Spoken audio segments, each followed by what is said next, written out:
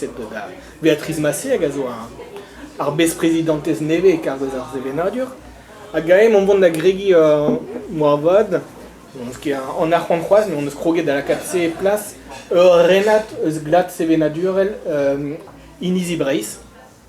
Si on bet bezor gevredigez a zo an bet gevredigez inizi ar Gwalarn, enfin Association des îles du Ponant, zo deud a welet ar c'hoant ma golar Kreiz Breizh a zo mad, mais var inizi Breizh ar zevenadur a zo bresk tre ive, lor da skouer var kalz inizi ben ar fin,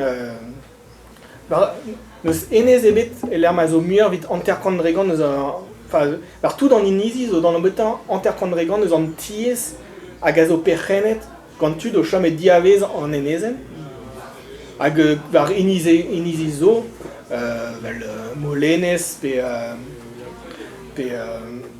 inizi al il oman, inizen ar, pe inizi velse, e pe var eugen dregan eus an tiez hag a zo perc'hennet gant tud o chom e diavez an enezen. Hag ar yaouank ne c'hellant ket ken pren, bon dija e diez kagout labour, evel just war an inizi, met zo ken vid ar c'heo de labour ne tourne kaben da brena tiez ken pur in deud da vezin ker spontus. Hag setu e displegen dion ben ar fin, zo ar guden treuskas zevenadur an inizi, pur ar yaouank ben ar fin a ya kuit eus an inizi, hag ar zevenadur ne vez ket treuskas et ken ar remchat da remchat. Si tu do c'hoant, in deud da oed ar c'hoant, là, da genta red ober ar renap leus ar zevenadur se, pur ben ar fin e kebet gret piken. A zo ken war brezonek an inizi, neus kevet skrivet kalz traoù. Bon, bezo, un ebeut skridou war brezonek inezen groe, pe war brezonek eusa, men neus ket kemen se a draoù. E zo ken war an engouniou, war ar regin, war neus kevet gret kalz en klaskou war tout se, tu deus c'hoant dija e te fem d'ober un enklask. Hag o deus c'hoant e displeg fem d'an dilenidi ben ar fin, penaos treuskas ar zevenadur se, pur kuden braz an inizi ben ar fin, bon la ron hag da skouer war an enezen vel molenez, pe var eugen dregan eus an tiez a zo perc'hennet gant tud hag a vev trimich mar teve war an enezen hag a zo o chom e lec'hal. Me an dud se aliez a zo enskrivet memestra evit voti war an enezen hag an tiker aliez zo ken an dud hag a zo chom pa tout ar bloaz war an enezen, ne ket sur e kontrolont an tiker. War an tiker zo kalz tud war o leve hag o deus an tial ar gwella tout e Brest, me aliez e roazont pe e Paris.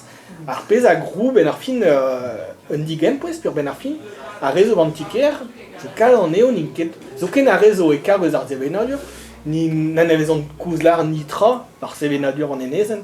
Si tu eus deus c'hoant iver a fem kinigous d'an dud se. N'in ket dreret a enep, mais pur ne deus ket bevet war an enezen, nan evezont nitra. Glodzo a zo diger a zo pres ober traoù, mais ne rean nitra. Moarvad, pa da tripe war boa o ton, e vimo labourat a mon vont da gregi gant enez eusa, pur an izo deud da welet ar c'hoant a zo ar gevredigez kali gant Isabelle Le Bal, a zo mer kozan, hag gweltaz ar fur, a zo ar var dro ar gevredigez se, stuin zo deud da welet ar c'hoant vit. Lakad ar c'hoant war an dachen se, hag tam jonge un dachen dedenus merbet. Setu sezon on kirigez al, sezo gwirne an bezon bet de galek délégation de service public, an izo Robert Labour Foran, hag ar c'halfe beza embarchet e diabarz a randro, me ben ar fin ni evel kevredigez ara. Ar pez ne ket falor pur on eus kalz muier a Frankis, da skouer meus komzet gant Philippe Jacques hag a zo e renner office a brezonek. Hag a intive betek degloaso e oant ur gevredigez. A bremañ, in deud da vez an EPCC, sa da rede un ra foran, un ra liametre gant a randro, hag deus kalz ne betor a Frankis eget ar pez o do a rok. Gwir deus muier a c'hant, mais no deus ket mui kemen a Frankis, quoi. A ni, on eus c'hoaz Frankis evit dibap on temou, evit dibap a labour a reomp, evit tuta a re on eus c'hoant, se zo menestra en ra priji-ustre. Trede tem on eus a zo kas barok a liest